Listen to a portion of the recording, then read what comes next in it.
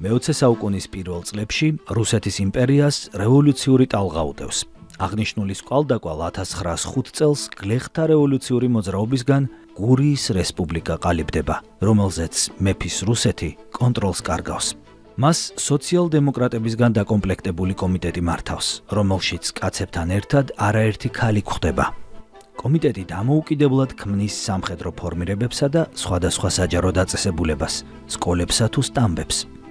სასამართლოს ფუნქციას ხალხის მიერ არჩეული კრება ასრულებს, რომელიც დემოკრატიული პრინციპების გათვალისწინებით ეფექტურად და სამართლიანად მუშაობს.